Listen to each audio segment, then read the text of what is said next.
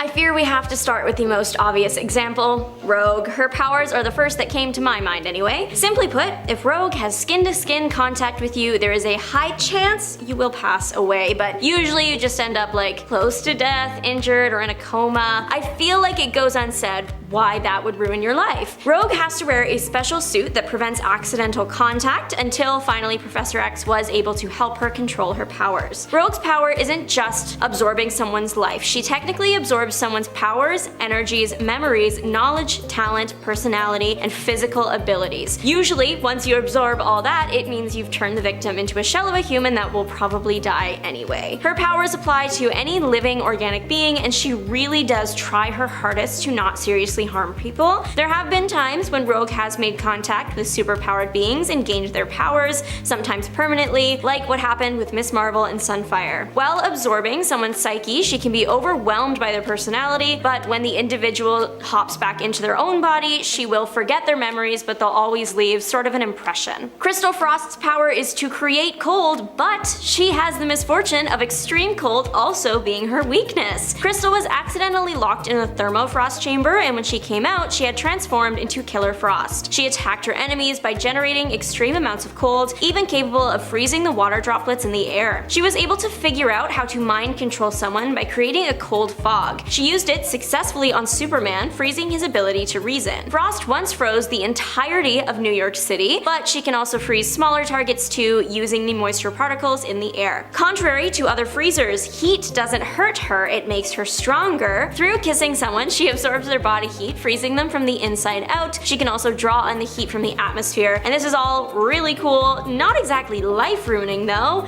That element comes in due to her weakness to cold. She literally can't stand the cold, so her greatest strength is her greatest weakness, and personally, I would be so mad. Like, you're telling me that as long as I'm warm, I have vast power, but I have ice powers, and the minute they make me too cold, I go into a coma? Return it. Up next is Bruce Banner's ability to Hulk out. Hulking out, again, it seems really cool until you remember you can't really control it right away, and you might just destroy everything without meaning to, and it has the potential to ruin your life. Eventually, Banner got a hold on his second personality, getting good at holding him back, but it's not a perfect system, and he still hulks out randomly. It really would just suck to always be on the edge and making sure you're in constant control of your emotions so you don't accidentally lose it and destroy a national landmark. Cyclops and his portal eyes that shoot not lasers, but optic blasts that may or may not come from the punch dimension. Sometimes Marvel writers will do something that just makes their lives so complicated, and I cannot help but wonder why. So Cyclops' eyes are potentially portals to this dimension called the punch dimension. It's full of pure concussive force, so every time Scott opens his eyes, he's really just releasing this dimension onto the world. This was initially explained in the first official handbook of the Marvel Universe, but then Marvel went back on it later, saying that he actually got his power from energy absorption. But then later, Marvel tried combining the two by saying Cyclops absorbs energy to be able to open the eye portals, since he is able to deplete his energy. It's not hard to see why having portals for eyes or simply just shooting concussive blasts from your eyes every time they opened would have a negative effect on your life. Super strength is one of those powers that seems really fun in theory, but would kind of be annoying in practice. Just take a look at what Superman and Spider-Man have to deal with. Both heroes have super strength, and both kind of suffer for it. Superman has that pretty famous line from Justice League Unlimited where he says he lives in a world made of cardboard. He is just so strong that if he were to even a little bit let his control slip, he could snap someone in half without meaning to. The same goes for Spider-Man. We learned when Doc Ock took over Peter's body that Peter holds back in every single battle. Doc Ock threw a punch and unexpectedly took off a jaw. If Peter has to work that hard to hold back from hurting villains, imagine the mental gymnastics and strain he puts himself through so he doesn't hurt anyone in his civilian life. Super strength, though helpful and cool, can also be super annoying.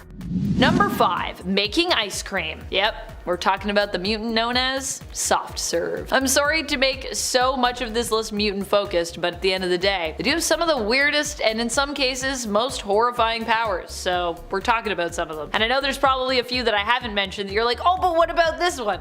There's so many good ones for mutants. Anyways, leave me your favorite worst mutant power down in the comments that would ruin your life. Soft Serve's mutant abilities allow her to basically poop ice cream. She can apparently create almost any flavor and controls which flavor she makes. I feel like there is a lot of potential here for you to get addicted to your own excrement, and for that, I'm ranking this one a little bit higher on this list because that sounds like it would be pretty awkward and terrible. Probably would ruin your life. You'd end up on like one of those reality shows, but you'd be like, but it's fine because my poop is ice cream, so isn't that fine? People would be like, I still think it's weird. No, I still think it's weird. Number 4, falling to pieces. There are only a few instances where this power is actually useful, and I don't even really know what those instances might be. But given the limitless possibilities of what can happen both in the real world and in the fictional world especially, I'm sure at some point these powers could be useful. But I can't think of an example of how exactly, which is why I'm ranking this one so high up on the list. We're talking about the powers of Arm Fall Off Boy, who basically has detachable limbs. How is this helpful? In most cases, it isn't. And what happens if you accidentally plorp one of your arms off and you can't slurp it back on again? That's really awkward. Just walking around like carrying your arm like, hey, I just can't get this one back on, so how's it going? Number 3, nothing but Tums. If I had this power set, I'd constantly be making sure my stomach was always as calm as possible. That's right, we're talking about Zeitgeist's powers of acid vomit. Even for Zeitgeist himself, his powers were considered to be less than ideal. When they first manifested, Zeitgeist was only a teenager out on his first ever romantic excursion with a girl who he struggles in the present day to remember the name of. It was during their very first kiss that his powers manifested, causing him to vomit acid onto her face, permanently scarring her apparently. This event was so traumatic, it isn't until Zeitgeist lays on his deathbed that he is finally able to remember her name. That's how much it haunted him. I wouldn't want to have to constantly worry about accidentally disfiguring someone with my vomit, and I wouldn't ever want to have to worry about having to constantly renovate and replace basically my entire bathroom or furniture if I, had a sudden upchuck that was unexpected. Never mind the fact that it's a lot of work, but that would also be pretty expensive, so either way this seems like a pretty terrible one. Number 2, out of time. While bending time to your will sounds pretty awesome as a power and super useful in a fight, the reality is that once again having this power would be amazing, but of course, like many others on this list, we have to consider the issue of you not having control over it, which has happened before, which is why I'm bringing it up. In this case, I'm taking a closer look at Tempest. Tempest is currently a member of the Five on Krakoa, one of Marvel's most famous and celebrated mutant groups, and one of now their most famous and celebrated mutants because she's part of it. However, while Eva Bell has pretty good control over her powers right now, she wasn't always so fortunate, and as a result actually created a lot of pain for herself. She accidentally displaced herself in time and then ended up struggling to get back home. Giving up, she kind of settled down, trained, grew up, even started having a family. However, one day she then accidentally moved through time again and ended up losing this family completely, wiped from existence. That's just a reality of what you might go through if your powers allow you to mess with time. So maybe don't have those powers. Sounds like you're gonna mess up your whole life.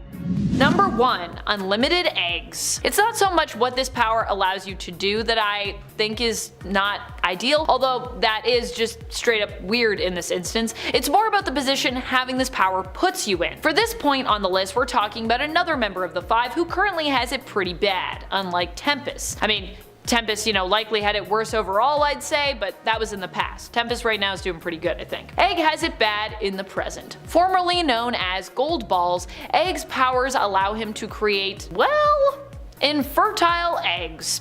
These eggs can be used to resurrect those who have died, who are seeded within the egg and then basically are grown at an accelerated rate and then given the memories of the version of them that died. They're kind of like creating clones in a pod that you can give powers to. Considering that Egg can basically make a ton of these eggs for people to use later, this means he tends to be the one who is most often sacrificed on the team when needed. He's one of the people that they're well, we can kind of afford to lose Egg and then we can just resurrect him later because he makes the eggs. So you basically just have to accept you're probably going to be the person to die all the time. Up first is Forget-Me-Not, a hero that y'all probably don't remember or will forget by the time I'm done. Forget-Me-Not's power actually sucks in the comics as much as it would in real life. His power is being forgotten. No matter what he does, people just won't remember him. People only know of him if they're looking and interacting right with him, but the minute they turn away, it's like he never existed. It's not hard to see why this might ruin your life. life. You would never be able to visit a hospital, as doctors would leave the room and forget to come back. You probably wouldn't be able to find a job or get an apartment or find a partner. It would be a disaster. Forget-Me-Not once tried to remove his powers, but realized at the last second that good can still be done even if you aren't remembered for it. And he is stronger than me. I would have gone through with it. Forget-Me-Not isn't the only mutant to experience being forgotten. Mary Zero also has this power, plus imperceptibility. And imperceptibility sounds like a nightmare. People forgetting her kind of sounds like it's being caused by the fact that no one can even perceive her in the first place. The only person in the world as of right now that can see this girl is Agent X. When Agent X talks or acknowledges her, everyone else sees nothing. When Mary's powers manifested, her parents promptly forgot her in a similar fashion to what happened in the final Harry Potter installment with Hermione. Mary ventured out on her own after that for a while, just hoping to find someone that could interact with her. She would live in people's houses with them because she could know that they weren't going to see her there anyway.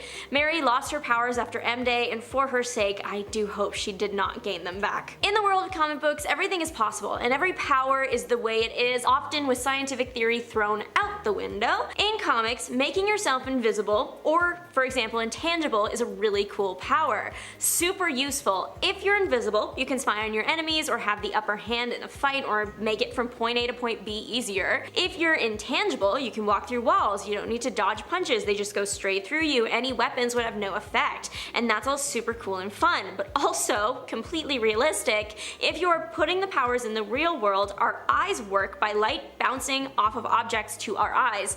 If everything passes through you, would you not be able to see?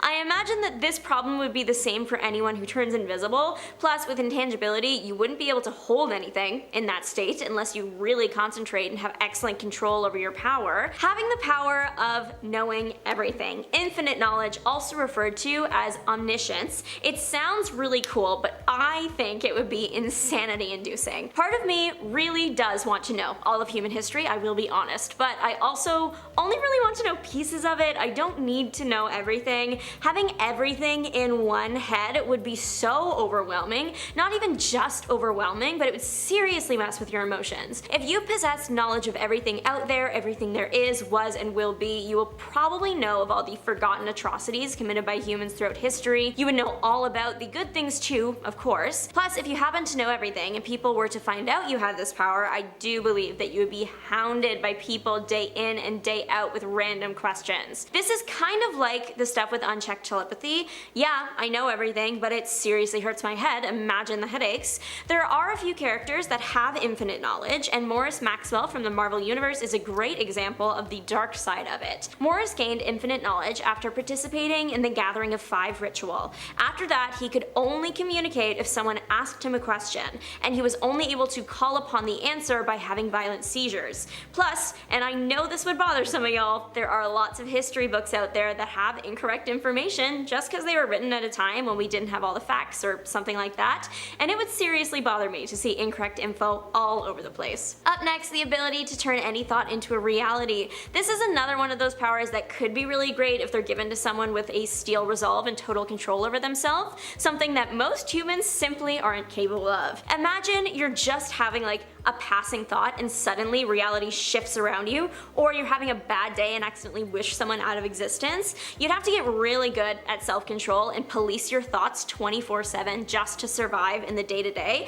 and that just sounds exhausting. Imagine if the power also worked while you sleep. You'd have a nightmare and suddenly giant spiders are climbing the CN Tower. No thank you. Wither, or Kevin Ford's powers, are kind of similar to what Rogue has going on, but worse. If he touches you, it's 100% a death sentence. He can't control his powers at all. Wither's mutant power is decay inducement, which is exactly what it sounds like. Anything he touches starts decaying immediately and eventually turns to dust. Poor Kevin doesn't even stand a chance at controlling this power because the power has like a hunger attached to it. It wants Kevin to use it. It's kind of like a vampire vibe. There is one more piece to this tragic puzzle. Wither's eyes will show him the world in a decayed state, so he really got the short end of the stick here. And actually, speaking of sticks, Wither isn't the only time Marvel has created a character with Withering Touch abilities. The villains, Styx and Stone, also have this power, Styx rotting any organic matter he touches, and Stone rotting the inorganic matter. There was this one time in a Spider-Man comic when this guy fused with a brick wall and is now known as the Wall. I feel like we can all understand how literally becoming a brick wall might ruin your life. Joshua Waldmeyer was a construction worker that got into an accident on the job and then got to experience one of my irrational fears, his atoms perfectly lining up with a bunch of bricks and him becoming fused with them. Becoming a wall did give him powers like durability and strength and somehow speed despite weighing as much as a ton of bricks. Still, I would rather be me as I am now than have all that and be a brick wall. Johnny D has maybe my least favorite mutation that I've ever seen, the sentient maw attached to him. It's right in the middle of his chest and Johnny has named it the Freak. What the maw does is give Johnny voodoo dolls. If Johnny feeds the maw a DNA sample, like hair, the maw will spit out a doll and Johnny will get full control over that person. And this could be super useful, but it's also not useful enough that I would ever want this power because, sure, eventually Johnny gets full control over a person, but he also has to somehow get a DNA sample from somewhere to start the process. There is a theory that Johnny is not the mutant, but that the maw is, and it's just attached to Johnny. The Freak does have its own brain, so it's a very real possibility. He happened to be one of the only mutants to keep his mutation after Scarlet Witch did the whole no more mutants thing, and can I just say, I would be absolutely furious. Imagine learning that hundreds of mutants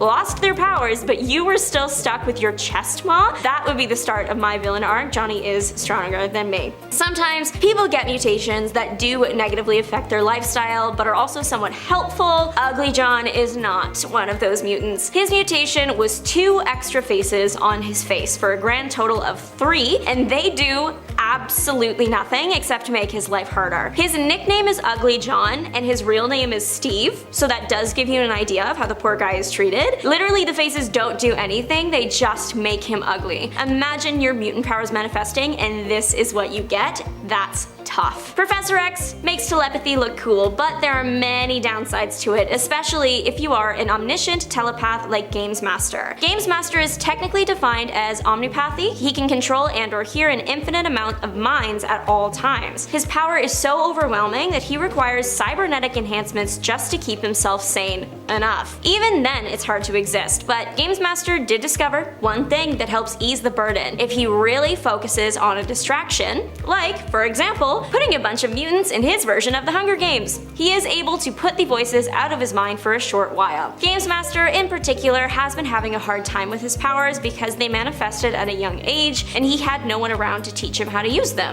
Number 10. Creating bonds. What good is creating bonds between other people? I mean, I guess it could help you in a fight where you could create a loving bond between, let's say, 2 enemies, thereby resolving a fight because now those 2 people don't hate each other, they love each other. But imagine how upset people are going to be when they find out that you manipulated them. I know Star Fox, aka Eros, the brother of Thanos, Eternal of Titan and former Avenger, has had to deal with some ire from those whom he tried to help by creating bonds between them, namely She-Hulk and Man-Wolf, which are 2 characters that you do not want to have mad at you, especially She-Hulk. And friends, before we move on to our next spot on this list, if you love what we do here at Top 10 Nerd, and if you love strange superpowers that in reality actually sound kind of terrible, be sure to let us know by giving this video a thumbs up.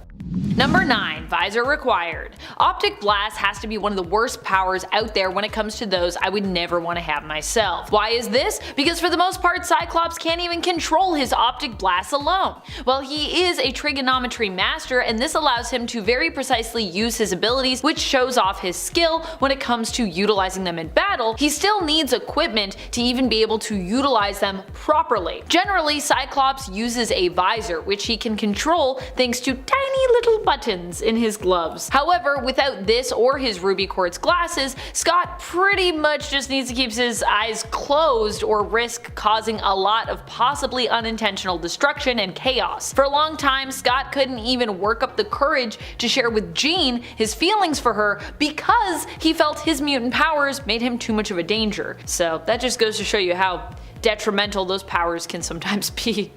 Number 8. Squirrel Powers. While I love Doreen Green and definitely would love a chance at playing her in the Marvel Cinematic Universe, Marvel call me, were she to ever join the MCU of course, I also feel like having her powers in real life may be less desirable than how they're presented in the comics. Okay, so Doreen can communicate with squirrels. Awesome if you're joined by your furry friends in a battle, or if you perhaps need to scour the city for a lost item, which I've seen her do before to great success, or heard her do before to great success. But not so great when you happen to run into one lone squirrel at the park while out with friends and, you know, just start striking up a casual conversation. Most people are going to think you are completely out of your mind. Of course, Squirrel Girl is also supposed to resemble a squirrel with her big bushy tail and buck teeth, but even then, having her physical mutations would maybe make people less inclined to think that you were crazy when you talk to squirrels, but you would have to get all your clothes pretty much tailored to accommodate, you know, your giant tail. I always loved giant tails, but then I'm like, you know what?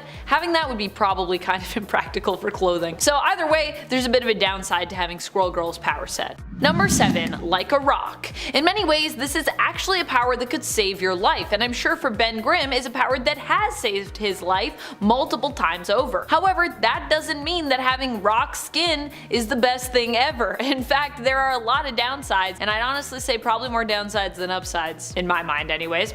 For many years, as a result of this very dramatic shift in his molecular makeup, Ben has constantly expressed how depressed he is. There have been moments when Ben has expressed an interest in permanently ending his life. Fortunately, he keeps those he loves close, and they have definitely helped to bolster his spirits over the years. He even recently got married to the love of his life, Alicia Masters. But even then, he can only live with her as a human for one day each year. Now, that can't be easy.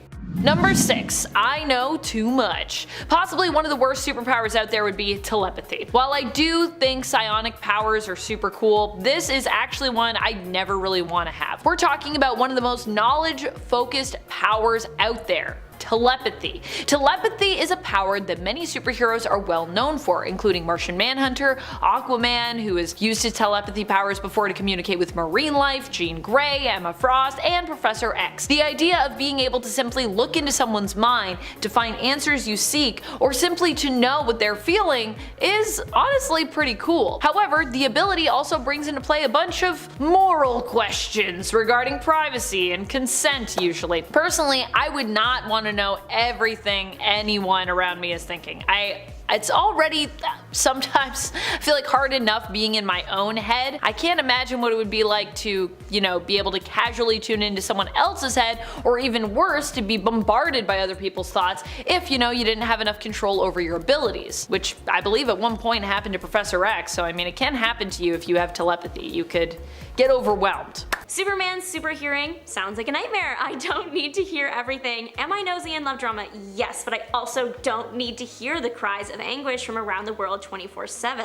Also, are we looking at this like you only have super hearing? Because Superman can do something if he happens to hear a faraway cry. Someone that only possesses super hearing would be plagued with hearing continuous pain and not being able to do anything about it. That just makes the power so much worse. Superman has made it clear that he has to actively kind of like tune out parts of the world so he doesn't descend into madness, but he never fully turns off his super hearing, even though he can, for security reasons. This is explicitly touched on in Superman 2 from 2018. Superman recalls a conversation he had with Green Arrow and shares that, yes, the noise can be a lot, and the way he deals with it is knowing that he isn't the only one in the world that could help people, that there are good people who will assist before Superman could even hit the scene. Flatman is a member of the Great Lakes Avengers, and the name is literal. The guy is as flat as a half-inch board. He is literally the Marvel Universe's Flat Stanley, for anyone who read those books. I hope it's easy to understand why I wouldn't want to be completely flat 24/7. Again, that sounds like a nightmare. Also, I, as myself, have nearly been blown over by strong Toronto winds. I would simply be blown away if I had this power. The power is useful if you need someone to literally slide through the cracks. Flatman isn't just half an inch thick, he can also stretch, so he's kind of like Mr. Fantastic if you drew him from memory. The elasticity thing also helps prevent a lot of injuries, so he has that going for him too, and he does kind of need that fail-safe because if he were severely injured, how would the doctors help him? It would be a real life game of Operation. Despite all the bonuses, the drawbacks of being literally as flat as a board are too great for me to ever want to gain this power. Also from the Great Lakes Avengers is Big Bertha, or Ashley Crawford. She can transform her body by adding onto her frame and making herself very large. It's unclear exactly how she does it, but presumably it's just like part of her powers. In Great Lakes Avengers 2 from 2017, we see Ashley get angry and the next second she becomes Big Bertha, so it's clear it's like a willpower instant thing. She gets physically a lot bigger and taller, and because of that she also gets a lot stronger and more durable. And at this point you're probably like, this doesn't really sound that bad, so what's the problem? My problem is how Big Bertha has to expel the extra weight she puts on. She has to throw it up, and I imagine that would take a bit of time, so yeah, I do not want this power, and you probably don't either, especially if you have a fear of throwing up. I was getting queasy just writing this point. If you can stomach it though, I guess you're golden with this power. And finally, immortality. I find that this one can kind of be polarizing. Some people would absolutely be able to handle it. I absolutely couldn't. The thought of living centuries past everything I've known and loved, watching the human race make the same mistakes over and over again and nearly bring themselves to the point of extinction, I would simply go insane. And at that point, what is the point of living forever if you're too insane to enjoy it? Plus, I fear that at a certain point, I would become a purebred nihilist, but also from like a reader and watcher's point of view, a character or superhero or villain that is immortal and can't be killed just isn't that interesting. The stakes just get significantly lower.